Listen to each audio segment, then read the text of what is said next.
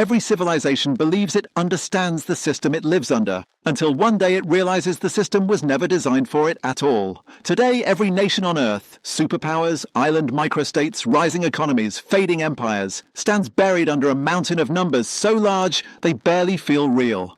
The United States, $38 trillion. Japan, $9 trillion. The planet, $315 trillion. 3 times the size of the global economy. But here's the part that should make your stomach tighten. If every country owes money, who is the Earth indebted to? To aliens, to some empire in the shadows, to a ledger in the sky? No, the answer is more unsettling than any conspiracy theory because it's not hidden at all. When you trace the bonds, the creditors, the institutions, the funds, the trusts. When you follow every loop back to its origin, you discover something almost absurd. The world owes money to itself. A serpent eating its own tail. A global balance sheet in which every liability appears somewhere else as an asset. A system designed not to settle, not to resolve, not to end, but to perpetuate itself forever. But this wasn't an accident. It wasn't a natural evolution. It wasn't the inevitable logic of capitalism. It was engineered, piece by piece, across 3 centuries by 4 men who never met each other, but who all reached for the same lever of power. They created a mechanism where principal is never repaid, interest flows upward eternally, default becomes unthinkable, and governments, kings, presidents, prime ministers become permanent customers of the same invisible landlord. And the most chilling part, the meetings happened, the ledgers exist, the contracts are public record, nothing is hidden because nothing needed to be. This isn't a conspiracy, it's simply the architecture of the world you were born into. And once you see how the machine was assembled, you'll understand why $38 trillion isn't a failure. It's the system working exactly as designed. This story begins in a moment of desperation, war, and survival, and with a man whose name most people never hear in school, yet whose invention still governs the lives of billions. Let me take you back to the year 1694. Context: the world before the debt trap. Before the modern age, kings borrowed the way gamblers borrow, recklessly, personally, and with no guarantee they'd ever repay. A monarch needed gold. He went hat in hand to wealthy nobles or merchant guilds, promising repayment with interest. If he failed, the creditors lost everything. If he defaulted too often, he simply found new lenders, or seized their assets. Debt was a storm, not a climate. Temporary, severed, reset, the financial world was small, human, and limited. Unpleasant, yes. Risky, absolutely, but contained. Until a restless Scottish merchant, ambitious, clever, nearly bankrupt, reshaped the future more profoundly than many kings. His name was William Paterson, and history usually remembers him for his failures. But one idea of his. One idea changed civilization. Paterson's breakthrough.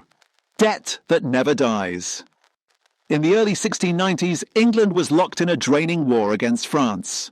King William III was bleeding money. The treasury was empty, tax revenues were shrinking, and traditional lenders were tired of the king's broken promises. England was a great power, with the credit score of a rogue state. That's when Paterson approached the king with a proposal that quietly, elegantly rewrote the rules of finance. He gathered a consortium of wealthy merchants willing to lend the government $1.2 million, roughly $300 million today. A colossal sum. But the genius wasn't the amount. It was the contract. Paterson offered a loan that would never be repaid. Not in 5 years, not in 50, not in 500.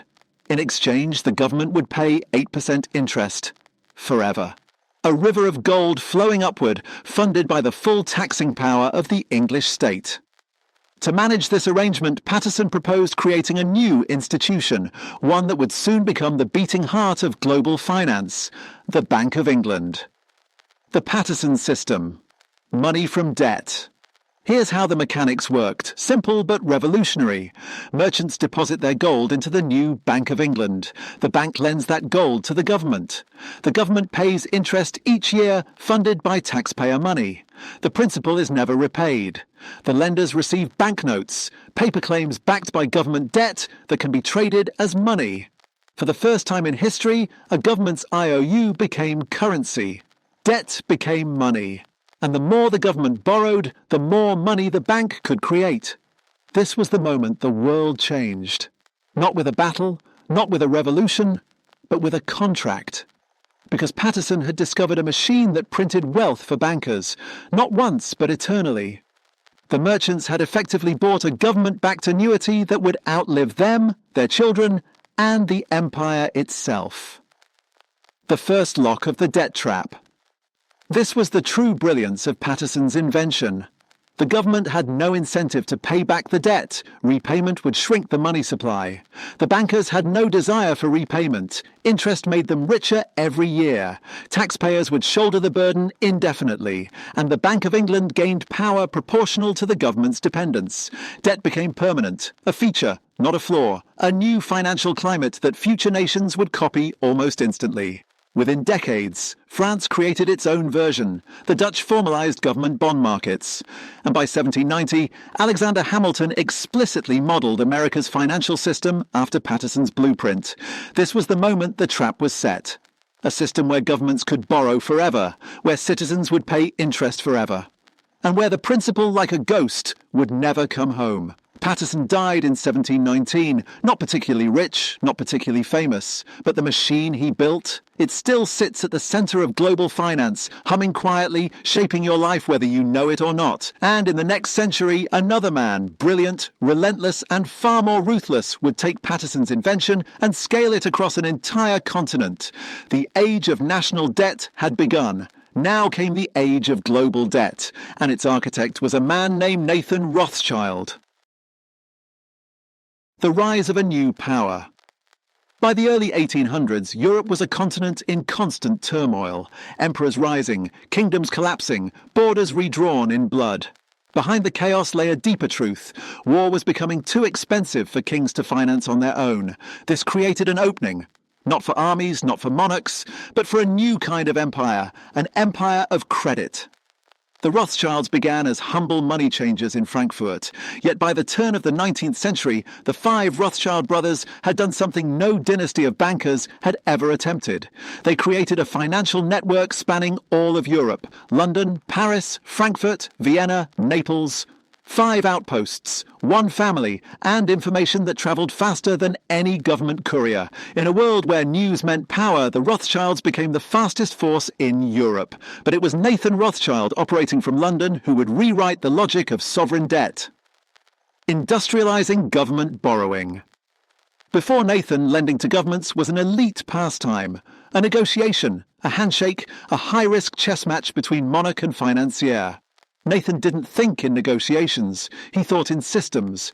Instead of lending directly to a government, he introduced something revolutionary: the bond market. The government needed money immediately. Nathan would buy government bonds in bulk at a discount. Then he'd resell those bonds to investors across Europe at a markup. A simple spread, a guaranteed profit, and the birth of a secondary market for sovereign debt. This was a turning point. The moment sovereign debt stopped being a private contract and became a mass-produced financial product. Nathan industrialized government borrowing the way factories industrialized textiles. Fast, scalable, global. Governments no longer dealt with a handful of creditors. They dealt with a market Nathan Rothschild effectively controlled. But the true power lay in something far more subtle. The speed of information. Rothschild's secret weapon. It was 1815. Europe held its breath as Napoleon marched into Belgium, ready to test the balance of power one last time at Waterloo. The entire future of Europe hinged on a single battle, and Nathan Rothschild would know the outcome before anyone else in Britain. His courier network, riders, boats, coded messages, was faster than the British government's own channels. When his agent delivered the news of Napoleon's defeat, London was still praying for updates. Nathan now held the most valuable commodity in finance: certainty. But he didn't rush to celebrate publicly. He went to the trading floor, and he began to sell. To outsiders, this looked like a signal of impending disaster. Why would the world's most informed financier dump British bonds unless Britain had lost? Panic erupted. Investors followed his lead, prices collapsed, and that's when Nathan quietly reversed course. He bought, massively, at fire sale prices. The next day, official news arrived. Britain had won. bond prices surged, and Nathan Rothschild reaped a fortune so large that it cemented the family as the undisputed masters of European finance. Not because of insider trading as we define it today, but because he controlled the two things that define modern markets: distribution and information. Two forces that, combined, influence governments more than armies do. The trap tightens. Debt that can never default. Before Rothschild's innovations, a king who defaulted upset a handful of creditors.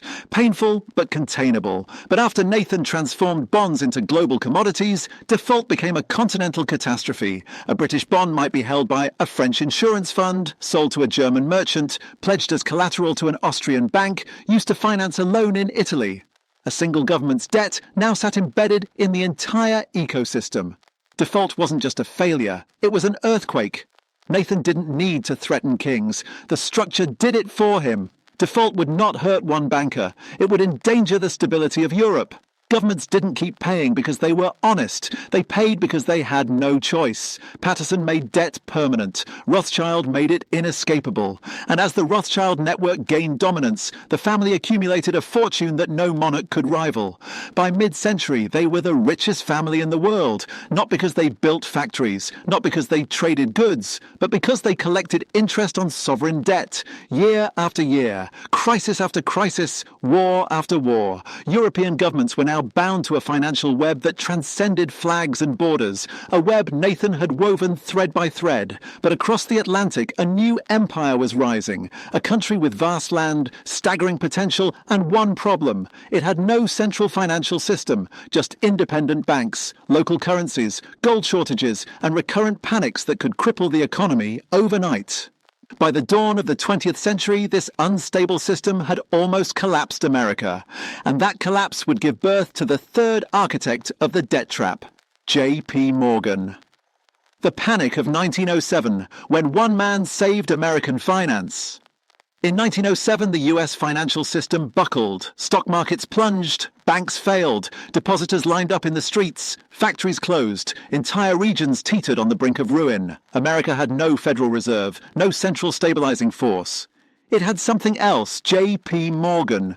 At 70 years old, Morgan was the most powerful banker in the United States, commanding railroads, steel empires, and financial institutions with an iron grip. During the panic, Morgan did something unprecedented. He summoned America's most influential bankers into his private library, locked the doors, and refused to let anyone leave until they pledged enough money to stabilize the failing banks. For 48 hours, Morgan acted as America's central bank, because the country didn't have one. His intervention saved the economy, and it terrified the political class. America realized something shocking. One man had more power than the US government. This could never be allowed again. Yet, ironically, the solution would give Morgan and his allies even more control. The Secret Meeting, Jekyll Island, 1910. After the panic, Morgan and his closest allies began designing a permanent financial structure, one that would prevent future panics while strengthening the influence of Wall Street. But Americans deeply distrusted central banks. Twice before they had rejected them. A third attempt had to be disguised. So in November 1910, a group of bankers and politicians, led by Senator Nelson Aldrich and representatives of the largest banks, met secretly at Jekyll Island, Georgia. No press, no minutes, no disclosure. They even travelled under fake names. For 9 days, they drafted the blueprint for what would become the US Federal Reserve. The brilliance of their design was political camouflage. It wouldn't be called a central bank. It wouldn't be located in one place. It wouldn't appear to be controlled by bankers. Instead, it would be a Federal Reserve System composed of 12 regional banks, privately owned by member banks, overseen by a board appointed by the president, but operationally controlled by the financial sector. And the most powerful branch, the New York Federal Reserve, responsible for buying government bonds, would be dominated by Morgan's Circle, a decentralized mask hiding a centralized engine, a public facade shielding a private mechanism. The infinite borrowing machine. When Congress passed the Federal Reserve Act in 1913, most lawmakers didn't grasp what they'd approved. But Morgan did. Because now, for the first time, the US government had access to something Europe had been refining for centuries, a buyer of last resort for its debt. The Fed could now create money, purchase government bonds, expand the money supply, and ensure unlimited demand for US debt. This was the missing piece of Paterson's machine. The moment borrowing became theoretically infinite. Without the Fed, the US government could borrow only what banks could lend. With the Fed, it could borrow without limit, because the Fed could always print the money needed to buy its bonds. Morgan died the same year the Federal Reserve was born. But his legacy, the mechanism that made $38 trillion of US debt possible, endures. The trap that Paterson made permanent and Rothschild made global, Morgan made infinite. But there was one final architect, one final evolution. The moment debt became not only permanent, global, and infinite, but inescapable. That moment arrived in 1979, and its architect was a tall, quiet economist named Paul Volcker. The 1970s, when the system began to shake. By the 1970s, the machine built by Paterson, refined by Rothschild, and industrialized by Morgan was running globally. Every developed nation had embraced permanent debt, rolling interest payments, central bank intervention. But the system had a weakness: inflation. After the US left the gold standard in 1971, the dollar drifted freely for the first time. Oil shocks, political turmoil, and reckless spending pushed inflation to double digits. Prices doubled, savings evaporated, trust in the dollar eroded. For the first time in decades, the world questioned the foundation of global finance. If inflation continued, government debt would become worthless. Interest payments would become meaningless. The entire architecture of sovereign credit could collapse. Someone had to defend the dollar, even if it meant breaking the world to save the system. That someone was Paul Volcker. Volcker's gambit: crushing inflation, breaking nations. In 1979, Paul Volcker became chairman of the US Federal Reserve. Tall, chain-smoking, blunt in speech and belief, he arrived with a mission: restore global faith in the US dollar, no matter the cost. He acted with a brutality unseen in modern economic history. Volcker raised interest rates from 11% to a staggering 20%, the highest in American history. The result? Mortgages tripled, businesses collapsed, farms failed, the US plunged into a deep recession, unemployment soared, Americans paid a heavy price. But inflation died, and something else died too: the financial independence of developing nations. Throughout the 1970s, Latin America, Africa, and parts of Asia had borrowed billions, denominated in dollars, lent by Western banks, encouraged by low interest rates. But once Volcker tripled the rates, the cost of those loans exploded. Mexico owed $80 billion, Brazil $60 billion, Argentina $40 billion. Interest payments alone exceeded their entire export earnings. In August 1982, Mexico did the unthinkable. It announced it could not pay. Technically, this should have been the trigger of a global financial collapse, because who had lent all that money? American banks, the same giants that formed the backbone of the US financial system. If Mexico defaulted, Citibank, Chase Manhattan, and Bank of America would suffer catastrophic losses. Some might even fail. Volcker faced a choice: allow the system to clear naturally, or preserve the architecture built since 1694. He chose preservation. The IMF steps in. The birth of the modern debt prison. Rather than letting banks fail, Volcker orchestrated a new mechanism, one that would define international finance for the next 40 years. The IMF bailout system. When countries like Mexico couldn't pay their debts, the IMF stepped in. Not to forgive the debt, not to let the system reset, but to keep the interest flowing. The IMF would lend new money to crisis nations. That money would then be used to repay Western banks. And in exchange, the borrowing nations were forced into harsh economic reforms known as structural adjustment. These conditions included cutting social spending, privatizing state-owned industries, opening domestic markets to foreign corporations, devaluing national currencies, removing protections for local businesses. It was austerity at a scale never before imposed. Nations in crisis didn't receive a lifeline. They received a contract. They traded sovereignty for survival. The IMF loans didn't reduce debt. They extended it. They didn't fix the system. They preserved it. The debt became permanent, metastasized, and inescapable. Thanks to Volcker, the system gained its final lock. Default was no longer allowed, not practically, not politically, not financially. Instead, debt would be refinanced eternally, ensuring one thing: interest payments never stop. From Greece in 2010 to Argentina in 2001 to Sri Lanka in 2022, the pattern repeats. Austerity, restructuring, forever debt. Volcker died in 2019, but his mechanism, the global debt prison, survived him. The completed machine. 4 architects, 1 system. Now we can see the structure in full. 1. Paterson, 1694, created permanent national debt, made interest eternal, turned government IOUs into money. 2. Rothschild, 1815, made debt global and tradable, wove a web of interconnected obligations, made default catastrophic, not just for one nation, but for the entire system. 3. Morgan, 1913, built central banks that create money to buy government bonds, made borrowing infinite, guaranteed that governments would never face a hard limit. 4. Volcker, 1982. Made debt inescapable, forced nations into permanent refinancing, turned crisis into a tool of control. 4 men, 4 centuries, 1 machine, a machine that converts taxation into interest, labour into yield, nations into clients, and citizens into perpetual payers. The present, the world of invisible rents. Today, the global debt clock races past $315 trillion, but the danger isn't the number.